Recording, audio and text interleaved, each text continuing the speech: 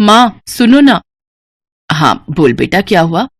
आज ना मेरे सारे दोस्त पार्टी करने जा रहे हैं, मैं भी उनके साथ जाना चाहती हूँ, तो मुझे थोड़े पैसे दे दो ना। अच्छा रुक, अभी अब ये ले।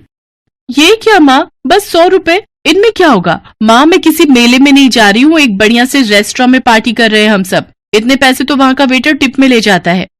पायल, तुझे पता है कि इन 100 रुपयों को कमाने के लिए तेरे पापा को कितनी मेहनत करनी पड़ती है? बेटा हमें उतना ही खर्च करना चाहिए जितनी हमारी चादर हो। मुझे पता था कि तुम यही सब नाटक करोगी, पर मुझे तुम्हारा लेक्चर सुनने में कोई इंटरेस्ट नहीं है। तुम रहने दो माँ। ऐसा करो तुम ना ये 100 रुपए भी अपने पास रखो, मुझे नहीं चाहिए। और ऐसा करती हूँ अब से मैं कॉलेज भी पैदल ही जाया करूंगी, उससे ऑटो के 30 रुपए भी बच जाएंगे। पापा को 30 रुपए भी कमाने में मेहनत लगती होगी ना। ये क्या बात हुई पायल, ये तो सरासर बदतमीजी है।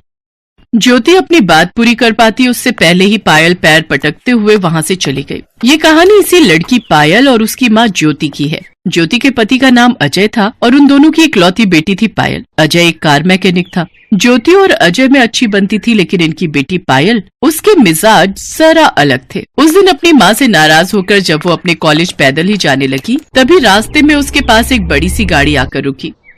ओह हाय पायल, कैसी हो? सॉरी, मैंने आपको पहचाना नहीं। अरे मैं तुम्हारा सीनियर विकास, बीएससी फाइनल ईयर। हम मिले थे ना उस दिन कॉलेज लैब में। ओह हाँ, अब याद आया। हाय, मैं अच्छी हूँ। What about you? I am too good. तुम कॉलेज ही जा रही हो ना? हाँ। आ जाओ, मैं भी कॉलेज ही जा रहा हूँ। I will drop you. It's okay, I can manage. अरे घबराओ मत, आ जाओ, मेरे साथ तुम्हें कोई खतरा नहीं है। काफी देर से धूप में पैदल चलकर थक चुकी पायल मना नहीं कर सकी और विकास के साथ उसकी कार में बैठ गई। और फिर ओह नाइस कार। थैंक्स, पिछले महीने ही ली है। वाह, इसका इंटीरियर कितना कूल है और कितने सारे फीचर्स हैं इसमें तो। म्यूजिक तो और भी औसम है, सुनना चाहोगी? हाँ क्यों नहीं। विकास ने गाड़ी में म्यूजिक ऑन किया जिसमें पायल खो गई। वो पहली बार इतनी महंगी कार में बैठी थी। वो मन ही मन सोचने लगी कि अमीरी में कितना मजा है। साथ ही वो अपनी किस्मत को भी कोस रही थी। जब तक पायल ये बातें सोच रही थी तब तक कॉलेज आ गया। आप ना मुझे यहीं बाहर छोड़ दीजिए। क्यों, क्या हुआ? अंदर चलते ना। विकास कार को कॉलेज के अंदर ले गया और फिर पार्किंग में जब विकास के साथ पायल कार से उतरी तो वहाँ खड़े लड़के पायल को देखकर बोले, विकास भाई के तो मजे हैं यार। हाँ भाई, कसम से जिंदगी हो तो ऐसी यार, रोज इसकी गाड़ी से नई लड़की उतरती है। देखना अब इसको भी घुमाएगा फिराएगा और फिर छोड़ देगा। सही बोला भाई, और ये लड़कियां भी कम नहीं है, विकास के पैसों पर ऐश करने में कोई कसर नहीं छोड़ती है, हैं? ये दोनों लड़के जो विकास के बारे में बात कर रहे थे वो विकास की क्लास में ही पढ़ते थे और विकास को अच्छे से जानते थे। लेकिन इन सब बातों से अनजान पायल तो हैंडसम और रईस विकास की दीवानी हो चली थी। अब हर रोज ही विकास पायल को बस स्टॉप से पिक करता और फिर वो दोनों साथ में विकास की गाड़ी से ही कॉलेज जाते। फिर धीरे धीरे वो दोनों कॉलेज से बाहर भी मिलने लगे। पायल को लग रहा था कि विकास जैसे हैंडसम और अमीर लड़के से शादी करके उसकी किस्मत ही बदल जाएगी। लेकिन विकास के इरादे कुछ और थे। वो एक नंबर का मक्कार और अय्याश लड़का था। वो सिर्फ अपने करोड़पति पिता के पैसों पर मौज करता था। एक दिन विकास की कार पंचर हो गई और विकास ने जिस दुकान के बाहर गाड़ी लगाई वो पायल के पापा की दुकान थी। उन्होंने जैसे ही पायल को विकास के साथ उसकी गाड़ी में देखा तो फौरन पायल पर भड़कते हुए बोले, पायल तुम इस गाड़ी में क्या कर रही हो और ये लड़का कौन है? पापा वो ये मेरे दोस्त हैं। मुझे घर छोड़ने जा रहे थे तभी हमारी मतलब इनकी गाड़ी पंचर हो गई। फौरन उतरो गाड़ी से और अंदर जाकर बैठो, मैं तुम्हें घर छोड़कर आऊंगा। पर पापा। सुनाई नहीं दिया एक बार में? आपकी गाड़ी का पंचर लग गया है तो अब आप जा सकते हैं। इसके बाद अजय अपने स्कूटर पर पायल को लेकर घर पहुंचे और फिर ज्योति को सारी बात बताई। पायल सच सच बता, क्या चल रहा है ये सब? आप लोगों को ना बस तिल का ताड़ बनाना ही आता है। वो मेरे सीनियर हैं जिनके सामने पापा ने मेरी इज्जत की वाट लगा दी। पता नहीं क्या सोच रहे होंगे वो मेरे बारे में। काश उन्हें पता ही नहीं चलता कि मैं एक पंचर बनाने वाले की बेटी हूँ। पता नहीं ये सब जानने के बाद वो मुझसे बात भी करेंगे या नहीं। पायल तुम उस लड़के के बारे में कुछ नहीं जानती। वो आए दिन आता है मेरे पास अपनी गाड़ी सुधरवाने, आए दिन शराब के नशे में अपनी गाड़ी ठोकता फिरता है और तो और हर बार उसकी गाड़ी से एक अलग लड़की उतरती है। हाँ तो क्या हुआ, वो अमीर है, स्टाइलिश है तो उसकी दोस्त तो होंगी ना। पायल तुम उस अय्याश और फरीबी के लिए हमसे बहस कर रही हो?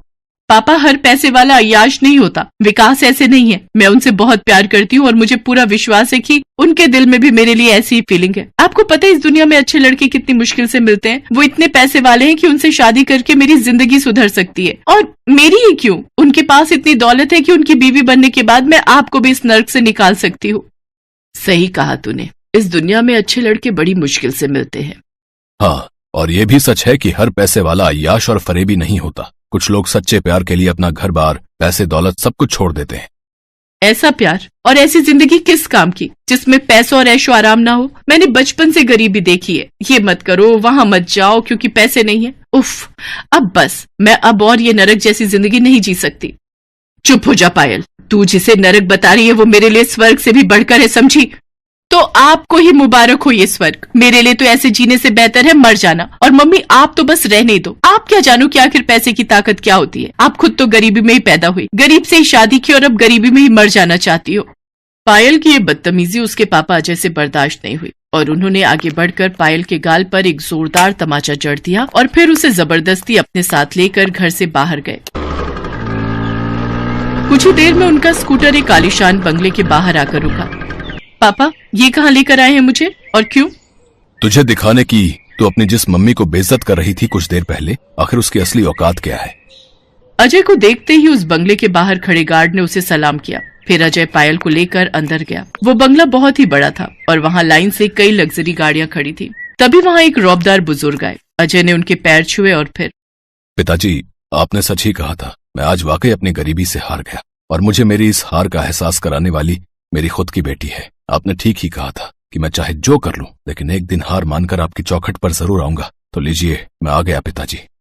पायल हैरानी से सब कुछ देख रही थी। दरअसल वो बुजुर्ग शख्स शहर के सबसे अमीर आदमी थे और उनका नाम सेठ वीरभद्र था। ज्योति उनकी इकलौती बेटी थी जो अपनी जवानी में अजय से प्यार कर बैठी थी। अजय शुरू से ही गरीब था तो ज्योति और अजय की शादी के लिए सेठ वीरभद्र राजी नहीं हुए। तो अजय की खातिर ज्योति सब कुछ छोड़ने को तैयार हो गई और अजय से शादी करके उसकी गरीबी की हिस्सेदार बन गई। सेठ वीरभद्र को लगा था कि गरीबी से तंग आकर कुछ ही वक्त में ज्योति उनके पास वापस लौट आएगी, लेकिन ऐसा नहीं हुआ। ज्योति अपने पति के साथ बसाए अपने छोटे से संसार में सुखी थी। लेकिन अब इतने सालों बाद जब पायल की खातिर अजय हारता दिखा तो सेठ वीरभद्र ने उससे कहा, नहीं बेटा, हारे तुम नहीं बल्कि हारा तो मैं हूँ। मेरा घमंड चूर चूर हो चुका है। मैं ही अपनी बेटी की बात को समझ नहीं सका कि खुश रहने के लिए पैसों से ज्यादा अपनों का साथ जरूरी है। वो अपने जो हर हाल में आपको अपनाएं, आपके हर सुख और दुख के हिस्सेदार बने। आज मैं बिल्कुल अकेला हूँ तो समझ में आता है कि वाकई कितना गरीब हूँ मैं।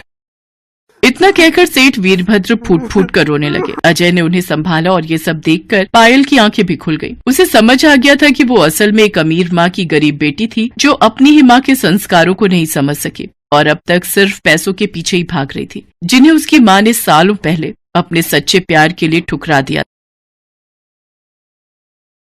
इस दुनिया में न जाने कितने ऐसे लोग हैं जो गरीबी से लड़ते हुए अपने परिवार का पेट पालने के लिए पूरा जीवन मेहनत करते हैं। लेकिन इंसान में अगर शिद्दत हो तो उसका हर सपना जरूर पूरा होता है। मालती और उसकी बेटी प्रीति की ये कहानी भी यही बताती है। मालती की शादी राजेश के साथ हुई थी। दोनों खुशी से रह रहे थे। एक दिन मालती राजेश से कहती है, सुनिए जी, कल अपनी प्रीति 1 साल की हो जाएगी। उसका पहला जन्मदिन है कल। अरे हाँ, अच्छा हुआ जो तुमने याद दिला दिया। मैं तो भूल ही गया था। शाम को चलेंगे बाजार, कुछ अच्छा सा खरीद लेना उसके लिए। अच्छा तो मैं चलता हूँ, खेत जाने के लिए देर हो रही है। जी ठीक है। राजेश खेत के लिए निकल जाता है। वो मन ही मन बहुत खुश था। अपनी बेटी प्रीति का जन्मदिन वो अच्छे से मनाना चाहता था, मगर भगवान को तो कुछ और ही मंजूर था। उसी दिन खेत में काम करते वक्त एक जहरीले सांप ने राजेश को काट लिया। जहर की वजह से राजेश ने अपने खेत में ही दम तोड़ दिया। मालती के लिए ये बहुत बड़ा झटका था। 1 साल की छोटी सी प्रीति की पूरी जिम्मेदारी अब मालती पर आ गई थी। मालती को जब कोई रास्ता नजर नहीं आया तो भगवान के सामने हाथ जोड़कर बोली, हे भगवान, ये क्या किया आपने? अब हम किसके सहारे जिएंगे? मैं कैसे अपनी बच्ची को पालूंगी? भगवान कैसे? मालती भगवान से सवाल तो पूछ रही थी, मगर वो जानती थी कि इन सवालों के जवाब उसे खुद ही ढूंढने थे। उसने हिम्मत नहीं हारी और काम की तलाश में वो प्रीति को लेकर शहर आ गई। शाम होने को थी तभी उसने एक लंबी सी गाड़ी को अपनी तरफ आते देखा। फिर अचानक वो गाड़ी एक बंगले की तरफ मुड़ गई। बंगले का गेट गाड़ी के लिए खोल दिया गया। मालती ने झांक कर देखा तो बंगला काफी बड़ा था। मालती को एक उम्मीद मिली।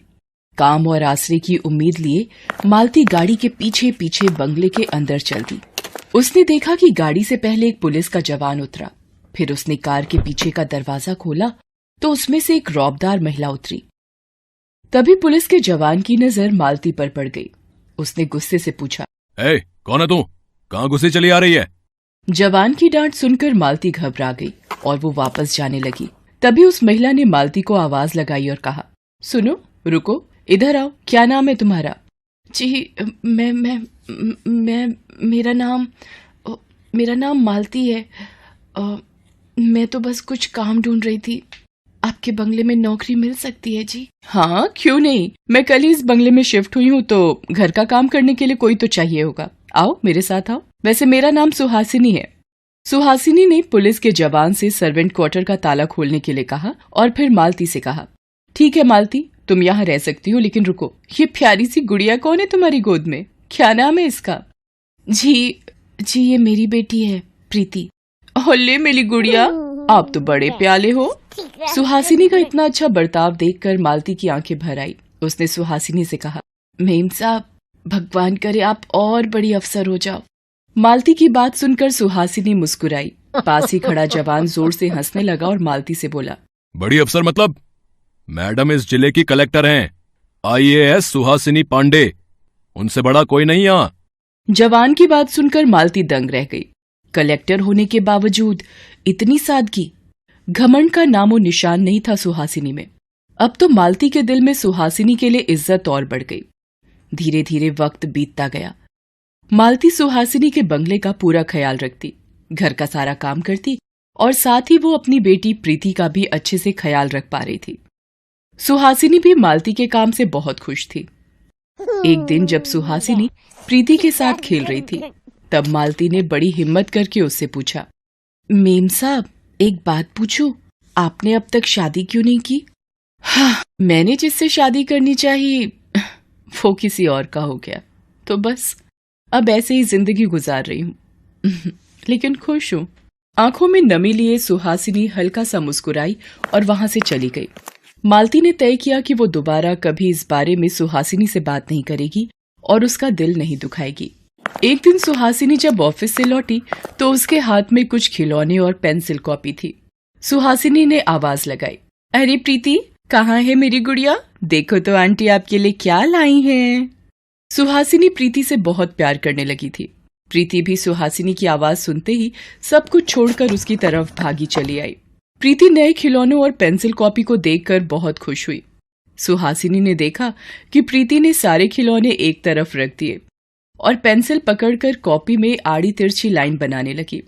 उसे ऐसा करता देख सुहासिनी को बहुत अच्छा लगा और मालती से बोली, लो मालती, देख लो, तुम्हारी राजकुमारी ने खिलौने छोड़कर पेंसिल पकड़ ली है।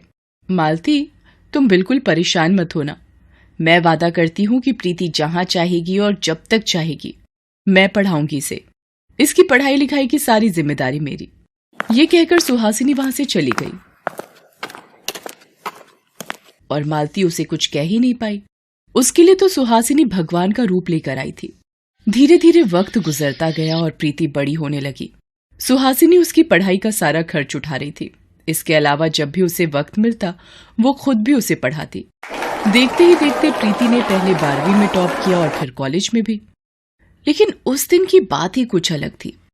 सुहासिनी की गाइडेंस में प्रीति ने यूपीएससी की परीक्षा बहुत अच्छी रैंक के साथ पास कर ली थी। रिजल्ट आने के बाद प्रीति की खुशी का ठिकाना नहीं था। आंटी, आंटी, माँ, कहाँ हो आप दोनों जल्दी आओ। तभी दरवाजे के पीछे से मालती और सुहासिनी दोनों अपने हाथों में मिठाई लिए प्रीति के पास आए। तुमने यूपीएससी क्रैक कर दिया ना, तो क्या ये बात मुझे नहीं पता चलेगी? मेरी गुड़िया रानी, I am proud of you. Malti की आंखों में आंसू थे। उसे मिठाई खिलाई और फिर सुहासिनी के पैरों में गिर पड़ी। मेम साहब, मैं कैसे आपको शुक्रिया अदा करूं? आप भगवान हो हमारे लिए। आज के जमाने में इतना कौन सोचता है किसी के लिए। तुम मेरी अपनी हो मालती, और गुड़िया तो है ही मेरी बेटी। चलो अब एक काम करो, जल्दी से तुम दोनों तैयार हो जाओ, तुम दोनों के लिए एक सरप्राइज है। सुहासिनी मालती और प्रीति को कार में बैठाकर निकल पड़ती है। रास्ते में प्रीति सुहासिनी से पूछती है, हम कहाँ जा रहे हैं आंटी? आज मैं तुम्हें अपना असली घर दिखाने ले जा रही हूँ। अच्छा सच्ची? आज तक तो आपने कभी इस बारे में कुछ नहीं बताया। सुहासिनी मुस्कुरा देती है और कुछ नहीं कहती। थोड़ी ही देर बाद कार एक बड़े से बंगले के सामने पहुंच जाती है। वो तीनों कार से उतरते हैं। मालती और प्रीति बंगला देखकर हैरान रह जाते हैं। उस बंगले में सिर्फ एक बुजुर्ग महिला रहती थी, जिन्हें देखते ही सुहासिनी का चेहरा खिल उठा। वो खुशी से बोली, माँ कैसी हैं आप? मैं अच्छी हूँ बेटा, तुम कैसी हो? इस बार बड़े दिन लगा दिए आने में। हाँ माँ, एक जरूरी काम में लगी थी। सभी लोगों ने मिलकर खाना खाया और थोड़ी देर रुकने के बाद वहाँ से जाने लगे। सुहासिनी ने बुजुर्ग महिला के कान में कुछ कहा, जिसके बाद उन्होंने प्रीति के सिर पर हाथ रखकर उसे आशीर्वाद दिया। फिर तीनों उस बंगले से बाहर आ गए। कार में प्रीति ने सुहासिनी से पूछा, आपकी मम्मी कितनी अच्छी है आंटी, और आपने कभी बताया नहीं कि आपका असली घर इतना बड़ा है। सुहासिनी ने प्रीति की बात का कोई जवाब नहीं दिया। जब कार बंगले से बाहर निकली तो प्रीति ने गौर किया कि बंगले के बाहर लगी नेम प्लेट पर लिखा था तृप्ति सिंह और नीचे लिखा था रिटायर्ड आईएएस। प्रीति ने नेम प्लेट पढ़ते ही सुहासिनी से पूछा, आपकी मम्मी भी आईएएस ऑफिसर थी आंटी, आपने बताया क्यों नहीं आज तक? वाह, बेटी भी आईएएस और मम्मी भी आईएएस, क्या बात है। सुहासिनी खामोश थी और मालती हैरान, उसकी समझ में कुछ नहीं आ रहा था। कुछ देर बाद सुहासिनी ने कार को एक गांव के पास रुकवाया और एक टूटी फूटी झोपड़ी की तरफ इशारा करते हुए कहा, प्रीति वो है मेरा असली घर, यहाँ मैं अपनी माँ के साथ रहती थी। मेरे बाबा मेरी माँ और मुझे छोड़कर चले गए और मेरी माँ मुझे लेकर शहर आ गई। तृप्ति मैडम ने हमें खाना दिया, सहारा दिया और मुझे पढ़ाया लिखाया। मेरी माँ की मौत के बाद भी उन्होंने मेरा ख्याल रखा, तभी से मैं उन्हें माँ कहकर पुकारती हूँ। उन्होंने मुझे पढ़ा लिखा कर काबिल बनाया। मुझे अच्छे से याद है जब मैं कलेक्टर बनकर उनके पास गई तो उन्होंने मुझसे कहा था, सुहासिनी बेटा तुमने मेरी मेहनत सफल कर दी, मुझे तुम पर बहुत गर्व है, लेकिन तुम्हें यहीं नहीं रुकना है। अब भी कई ऐसी बेटियां हैं जिनके सपने अधूरे ही रह जाते हैं और एक कलेक्टर होने के नाते अब से तुम्हारा हर काम समाज की भलाई के लिए होना चाहिए। उनकी वो सीख मैंने हमेशा याद रखी और हमेशा ये कोशिश की कि कभी किसी बेटी के सपने अधूरे ना रहें। मुझे पूरी उम्मीद है कि तुम भी अपने जीवन में हमेशा ये सीख याद रखोगी बेटा। जी आंटी। नहीं माँ, मैं हमेशा आपकी बात याद रखूंगी माँ।